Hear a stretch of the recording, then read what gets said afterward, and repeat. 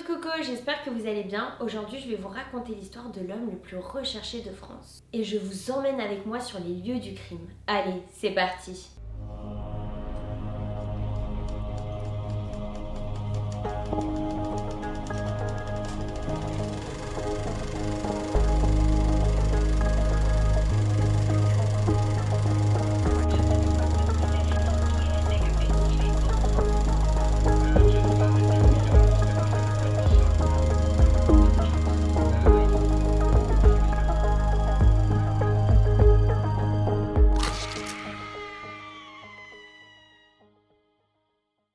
On vient d'arriver devant la maison de Xavier Dupont de Ligonnès, l'homme le plus recherché de France. Il a tué toute sa famille.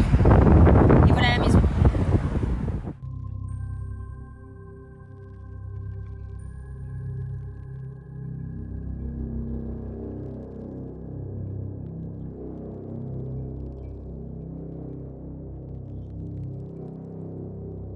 Et maintenant, je vais vous raconter l'histoire.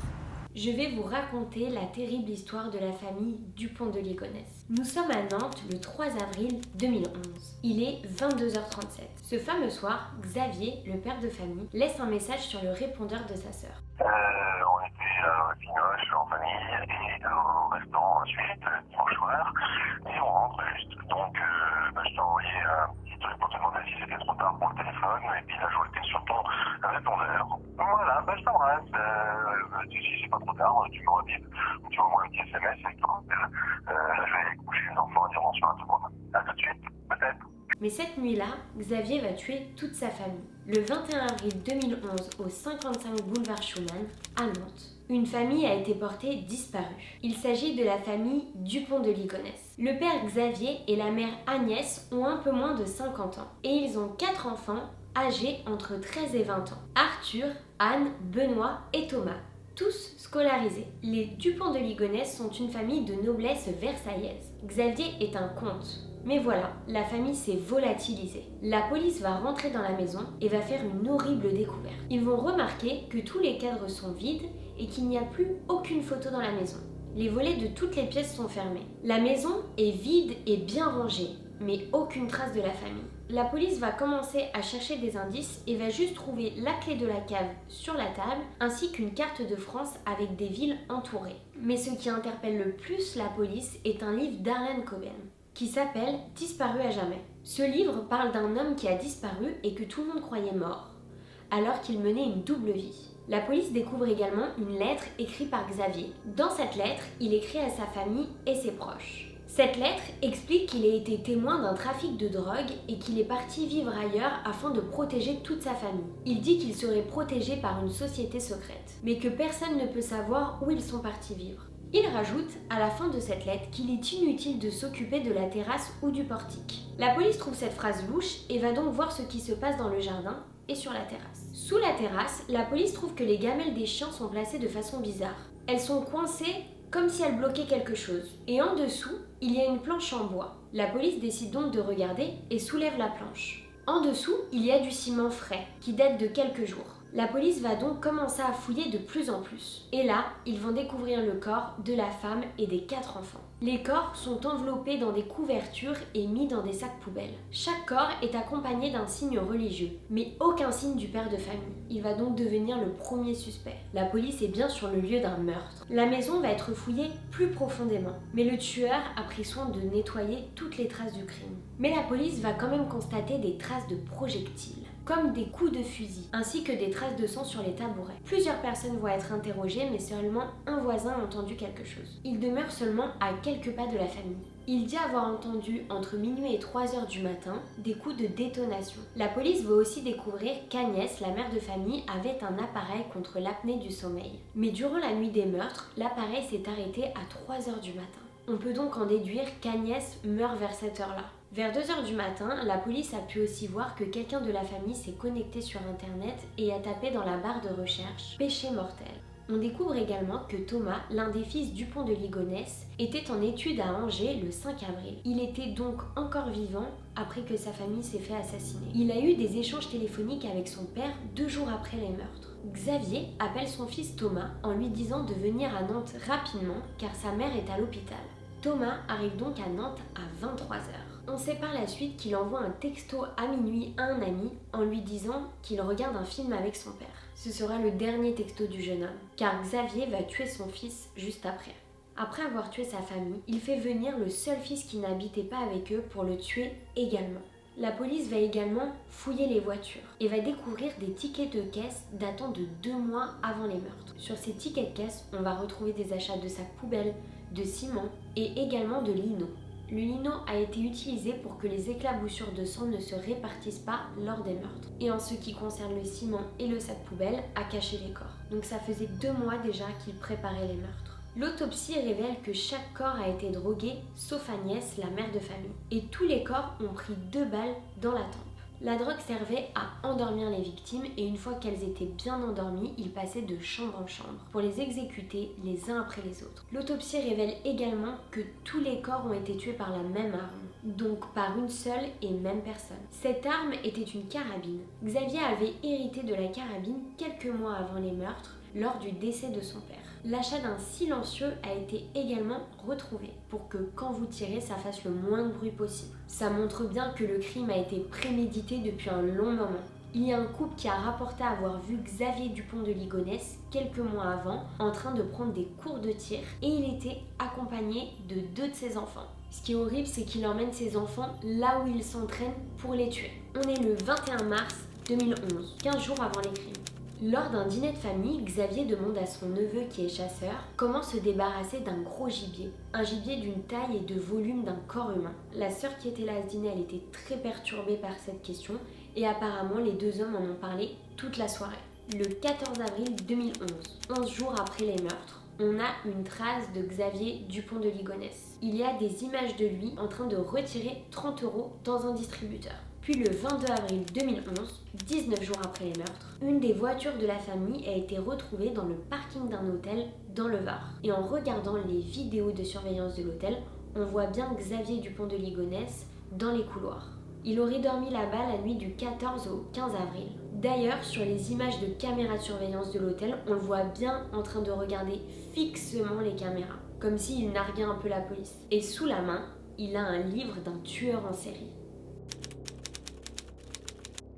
Xavier devait faire face à pas mal d'échecs. Il avait des problèmes d'argent, de travail et de couple. Mais il faisait croire que sa famille était parfaite et bien sûr, ils vivaient hors de leurs moyens. Agnès, elle, se sentait seule et se confiait souvent sur internet, sur des forums où elle critiquait son mari. Xavier, il n'était jamais là parce qu'il venait de créer sa propre entreprise et du coup, il essayait de la faire connaître. Agnès, elle était de plus en plus seule et elle finit par avoir un amant qui était le meilleur ami de Xavier. Xavier le savait, mais il a décidé de ne pas divorcer par fierté. On sait également qu'un jour, Agnès hérita de beaucoup d'argent, mais que Xavier a tout dépensé pour ses affaires. Il perd tout l'argent d'Agnès et elle lui en veut énormément. Plus rien ne va dans ce couple. Xavier avait aussi un gros problème avec l'argent. Il calculait tous les coûts de chaque membre de la famille. Il n'arrêtait pas d'entreprendre mais il ne cessait d'échouer. Il a caché à sa femme qu'il avait des dettes. Il a également volé des bijoux à un ami. Un jour, son père était à l'hôpital et il en a profité pour prendre de l'argent sur son compte. On apprend aussi qu'il avait une maîtresse qui s'appelait Catherine.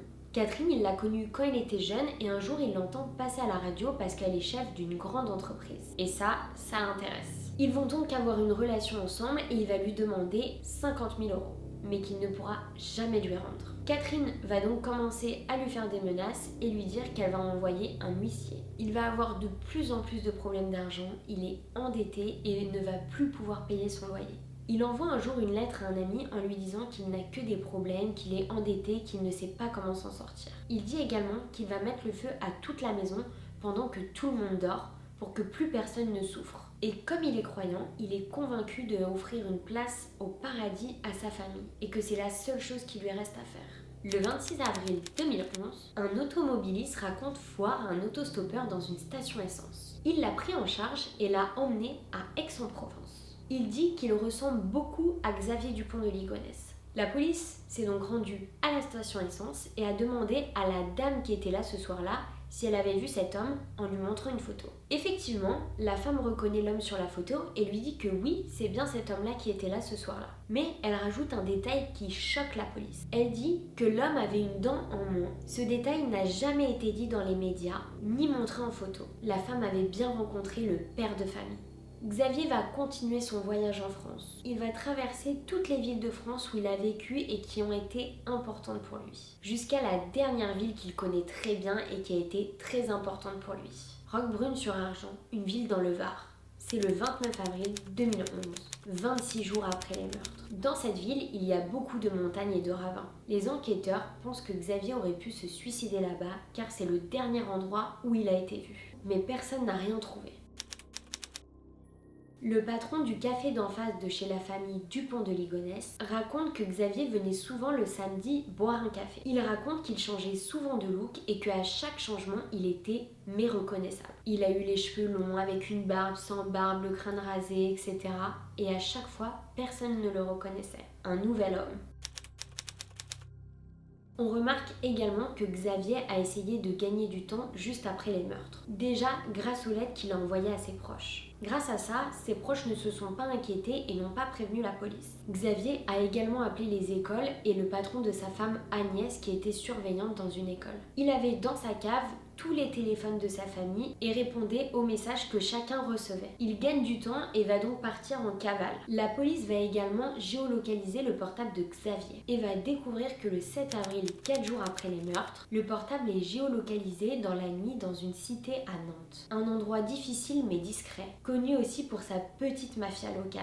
La police pense qu'il aurait pu faire des faux papiers là-bas. Mais ça, personne ne le sait. La police découvre également que le 6 avril, 3 jours après les meurtres, Michel Rétif, un ami de Xavier, a réussi à le joindre au téléphone. Quand la police interroge Michel Rétif sur cette conversation téléphonique, l'homme répond qu'il ne se rappelle pas. La police découvre également que les portables des deux hommes ont été géolocalisés tous les deux au même moment dans le sud de la France. Et quand les enquêteurs demandent à Michel Rétif d'expliquer cette étrange coïncidence, l'homme bafouille, ne sait pas quoi répondre et ment. Très bizarre. La police est sûre que Xavier Dupont de Ligonnès avait un complice.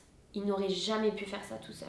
Michel Rétif avait un cancer et s'est suicidé peu de temps après. Le 9 janvier 2018, quelques années après les meurtres, alors que Xavier n'a jamais été retrouvé, une alerte a été faite dans un monastère dans le Var. Cette théorie est fort possible car Xavier était très croyant et allait souvent dans des discussions catholiques sur internet.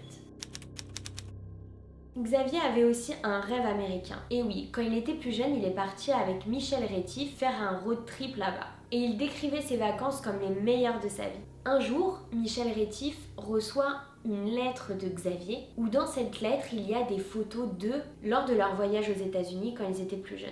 Et il y a aussi un mot décrit. Un jour, on se retrouvera là-bas. Je ne peux pas te dire où, mais un indice, creuser.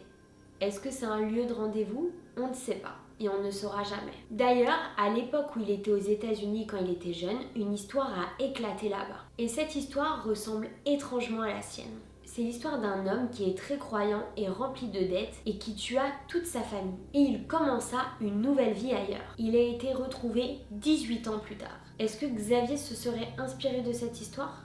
Maintenant, on est en octobre 2019 et on est en Écosse.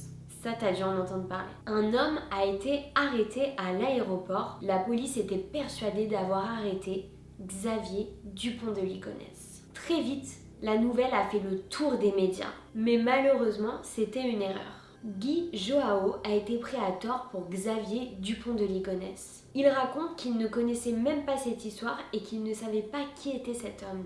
Il a été horrifié par le profil auquel il a été confondu.